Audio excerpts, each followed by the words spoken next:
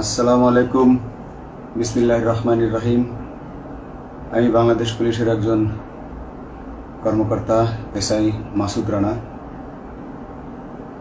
আমি আপনাদের কাছে কিছু তথ্য তুলে ধরতে চাই, যেটা বাংলাদেশের মানুষ অনেক দিন ধরেই জানে না, বা তারা এই প্রশ্নের উত্তর খুঁজছে অনেক বছর ধরে, কিন্তু কোনো উত্তর খুঁজে পায়নি।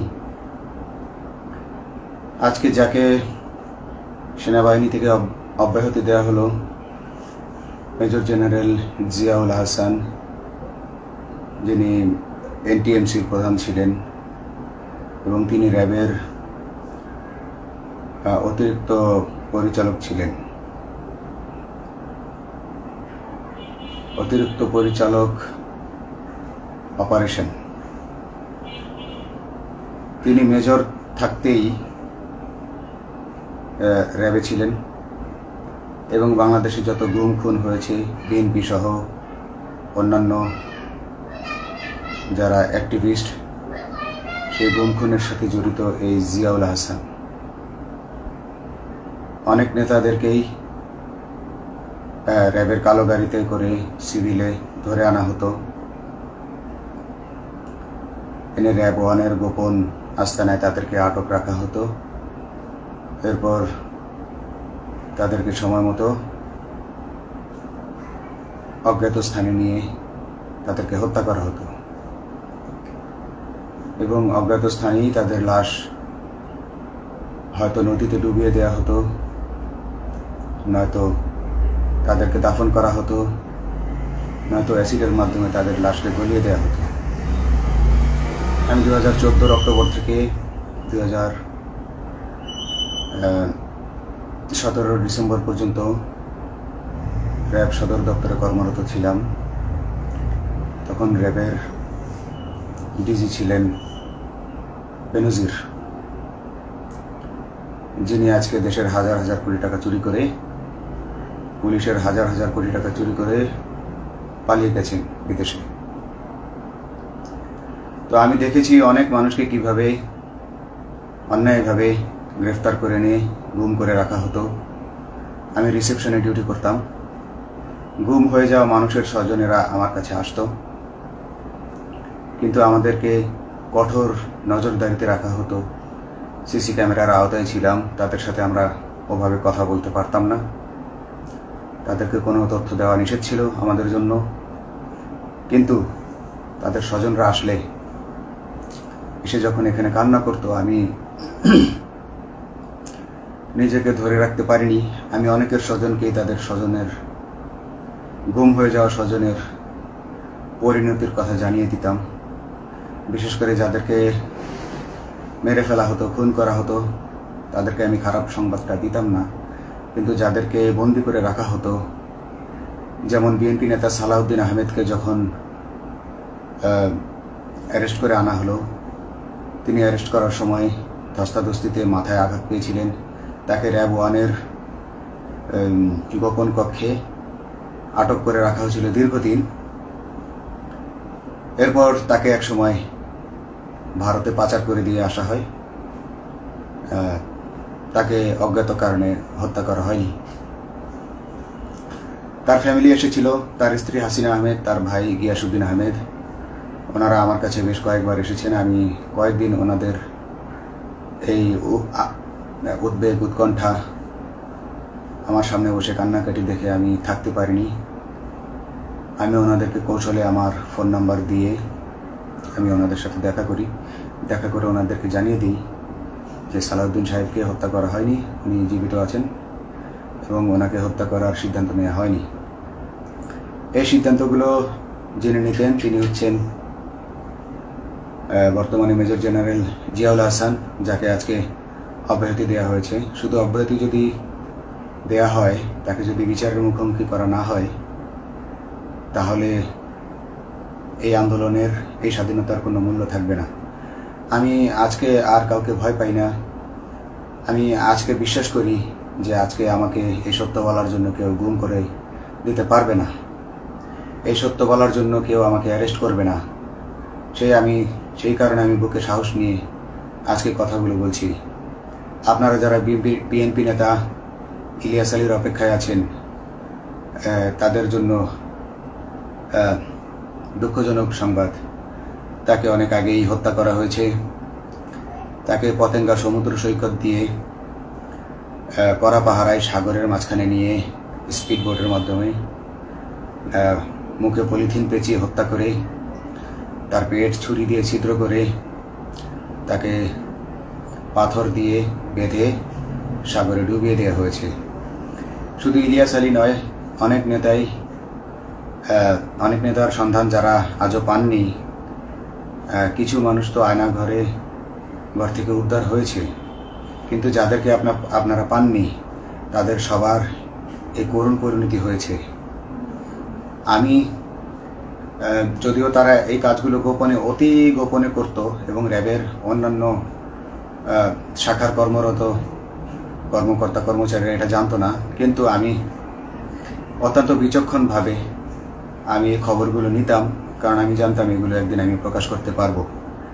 এবং এই দিনটার অপেক্ষায় ছিলাম আজকে এত বছর, মানুষের কাছে সত্য প্রকাশের। বাংলাদেশের মানুষ জানুক যে কারা খুনি, কারা এত মানুষকে খুন করেছে, এই দেশ থেকে এই দেশে ত্রাসের রাজত্ব কায়েম করেছে।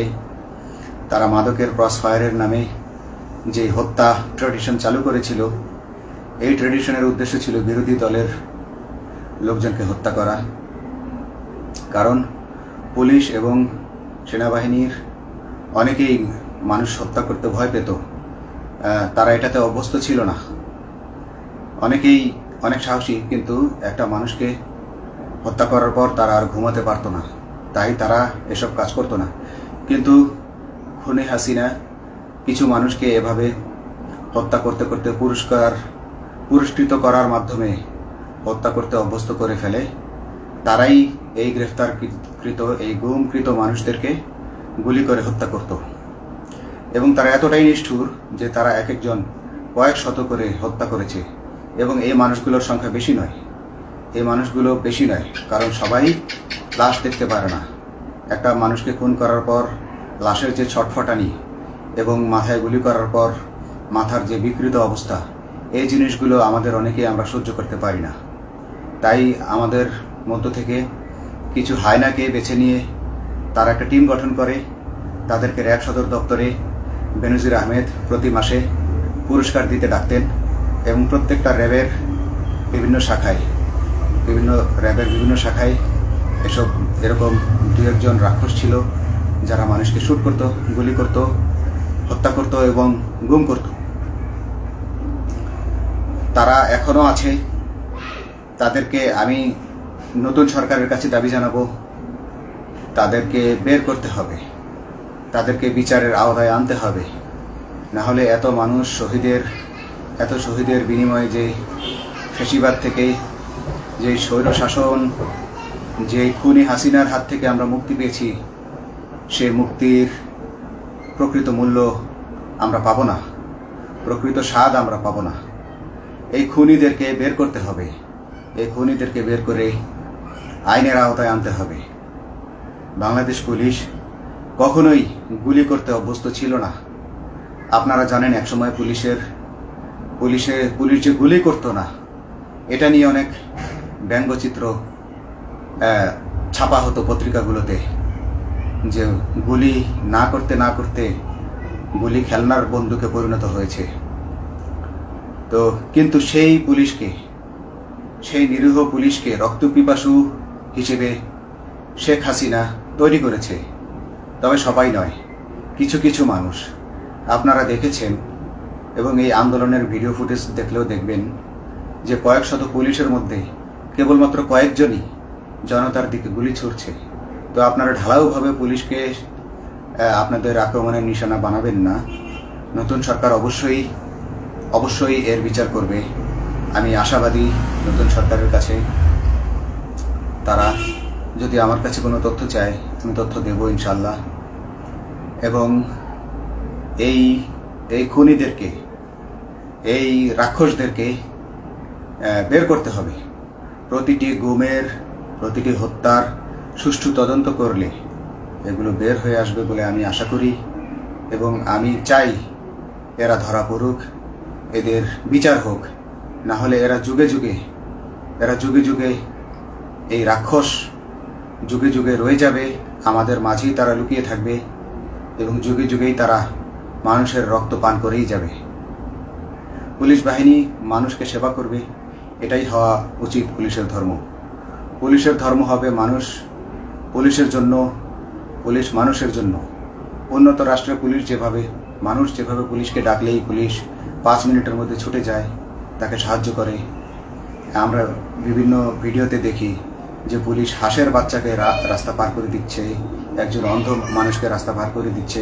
বাংলাদেশের পুলিশ এমনটাই করতে চায়, আমরা এমনটাই করতে চাই, কিন্তু সেই পরিস্থিতিতে আমাদেরকে রাখা হয়নি। আমাদেরকে রাখা হয়েছে দৌড়ের উপর, আমাদেরকে রাখা হয়েছে বিভিন্ন অন্যায় কাজের উপর, বিভিন্ন অন্যায় আদেশের উপর। কেউ যারা মেনেছে তারা ভালো ভালো জায়গায় পোস্টিং নিয়ে থেকেছে, যারা মানেনি তাদেরকে খারাপ খারাপ জায়গায় পোস্টিং দেওয়া হয়েছে, কারো চাকরি হারিয়েছে, কাউকে সাসপেন্ড করে রাখা হয়েছে। আমি নিজেও একজন এমন বৈষম্যের শিকার, অন্যায় মিথ্যা মামলার শিকার হয়ে আমি নিজেও বর্তমানে সাসপেনশন অবস্থায় আছি এবং এই সাসপেনশন অবস্থায় থেকে আমি আল্লাহর কাছে শুকরিয়া জানাই, কারণ এই সাসপেনশন থাকার কারণে আমি ছাত্র জনতার আন্দোলনের সাথে সংযুক্ত হতে পেরেছি। আমি সবসময় আল্লাহর কাছে দোয়া করেছি যে আল্লাহ, তুমি আমাকে মুজাহিদ হিসেবে কবুল করো, আমাকে জিহাদ করার তৌফিক দান করো এবং আমাকে শহীদের মৃত্যু দান করো। এবং আল্লাহ আমার দোয়া কবুল করেছেন। আমি ছাত্র জনতার সাথে এই জিহাদে অংশগ্রহণ করেছি, ছাত্র জনতা সফল হয়েছে। আমি গর্বিত আমি এই আন্দোলনে একজন পুলিশ অফিসার হয়েও আমি অংশগ্রহণ করতে পেরেছি। তো যাই হোক, আমি চাইব যে বাংলাদেশ পুলিশের, র্যাবের যে সকল কর্মকর্তা অগণিত মানুষের গুম খুনের সাথে জড়িত ছিল তাদেরকে ধরা হোক, তাদেরকে আইনের আওতায় আনা হোক। আমাদের মতো অনেক অফিসার আছি যারা এসব কুকর্মের সাক্ষী, আমরা সাক্ষ্য দেব। আমরা এখন আর ভয় পাই না। আমরা আসলে যে ভয় পেয়েছি তা নয়, আমাদের বাহিনীতে টিকে থাকাটা জরুরি ছিল। জনগণের স্বার্থেই আমাদের বাহিনীতে থাকা জরুরি ছিল, কারণ আমরা যদি বাহিনী থেকে আউট হয়ে যেতাম তাহলে এসব তথ্য আমরা জানতে পারতাম না এবং জনতার কাছে পৌঁছাতে পারতাম না। জনতার কথা বলতে হলে, জনতার সাথে থাকতে হলে আমি পজিশনেও থাকতে হবে। এই জন্য অনেক কিছুই প্রকাশ করিনি, কারণ আপনারা ভালো মতোই জানেন যে অনেক সেনাবাহিনীর মেজরকেও গুম করে দেওয়া হয়েছে যারা মুখ খুলেছে। আমি তো একজন সামান্য সাব ইন্সপেক্টর, আমাকে গুম করে দেওয়া তাদের 1 সেকেন্ডের ব্যাপার ছিল। তো আমি এখন বিশ্বাস করি যে এখন সেই দিন, সেই কালো মেঘ সরে গেছে আকাশ থেকে, আকাশ মুক্ত হয়েছে, এই দেশ জালিমের শাসন থেকে মুক্ত হয়েছে। আল্লাহ তাআলা আমাদের উপর রহমত বর্ষণ করেছে। অগণিত মুসলিমের দোয়া আল্লাহ তাআলা কবুল করেছেন, অগণিত 18 কোটি মানুষের দোয়া আল্লাহ কবুল করেছেন। নইলে এইভাবে হঠাৎ করে 15 দিনের মধ্যে 15 বছর ধরে গড়ে ওঠা রাক্ষসের পতন ঘটা আল্লাহর রহমত ছাড়া, আল্লাহর রহমত ছাড়া এটা কখনোই সম্ভব হতো না। আমি আল্লাহর উপর ভরসা রেখে বলছি, আপনারা নতুন প্রশাসনকে ঢেলে সাজান, পুলিশ বাহিনীকে ঢেলে সাজান। এই সিস্টেমের মধ্যেই, পুলিশের এই সিস্টেমের মধ্যেই গণ্ডগোল আছে, নিয়োগের মধ্যে গণ্ডগোল আছে। আপনারা এই সিস্টেমগুলো পরিবর্তন করুন, আপনারা এই সিস্টেম পরিবর্তনে সাহায্য করুন এবং পুলিশ ডিপার্টমেন্টে যত ডিপার্টমেন্টাল পরীক্ষা আছে এগুলো তুলে দেন। এই ডিপার্টমেন্টাল পরীক্ষাগুলোর মাধ্যমে আমাদের ঊর্ধ্বতনরা আমাদের গলা সবসময় চিপে ধরে রাখে, ঠিক আছে? সেজন্য আমরা তাদের কাছে সবসময় আটকা থাকি। এই জন্য আমরা অনেক কিছু বলতে পারি না, অন্যায়ের প্রতিবাদ করতে পারি না। তো এই সিস্টেম পরিবর্তন জরুরি। ডিপার্টমেন্টে কোনো পরীক্ষা থাকা যাবে না। কনস্টেবল হতে যারা একটা নির্দিষ্ট সময় পর তার বিভিন্ন কোর্স করানোর মাধ্যমে তার প্রমোশন হতে হবে। সাব ইন্সপেক্টরে ভর্তি হয়ে 5 বছর পর ইন্সপেক্টর হিসেবে পদোন্নতি পাবে, তার 5 বছর পর সহকারী পুলিশ সুপার হিসেবে পদোন্নতি পাবে। এভাবে আইন পরিবর্তন করতে হবে। তাদেরকে দক্ষ করে গড়ে তোলার জন্য বিশেষ কোর্সের আয়োজন করতে হবে এবং সৎভাবে বাঁচার জন্য সঠিক বেতন কাঠামো এবং ভালো কাজের জন্য পুরস্কার এর ব্যবস্থা করতে হবে। বিভিন্ন যে চোরাই মাল মাদক উদ্ধারের জন্য সেক্ষেত্রেও বিশেষ পুরস্কারের ব্যবস্থা থাকতে হবে এবং বাসস্থান এবং যানবাহন, পুলিশের যেই ব্যয়টা হয় সেটা হচ্ছে বাসস্থান এবং যানবাহন। পুলিশ আমরা নিজের বেতনের টাকা দিয়ে মোটরসাইকেল কিনে চাকরি করতে হয়, এই বিষয়টা যেন না করতে হয় এবং সরকারি বাসস্থান যদি আমাদেরকে দেয়া হয় তবে আমরা বেতনের টাকা দিয়ে আমরা মানুষকে সেবা দিতে পারবো, সৎভাবে চলতে পারবো এবং দেশের মানুষকে সন্তুষ্ট করতে পারবো ইনশাল্লাহ। তো আমি আপনাদেরকে প্রথমে যেই তথ্যগুলো দিয়েছি গুম খুনের বিষয়ে, আপনারা এই তথ্যগুলো অনুসন্ধান করুন, অনুসন্ধানে টিম গঠন করুন। প্রত্যেকটা গুম খুনের বিচার হতে হবে এই দেশে। যারা আটক ছিলেন অনেকেই হয়তো এখন আয়নাঘর থেকে মুক্তি পেয়েছেন, কিন্তু যারা দুর্ভাগ্যের শিকার হয়ে মৃত্যুবরণ করেছেন তাদের আত্মীয় স্বজনরা, তাদের প্রতি আমার সমবেদনা রইল।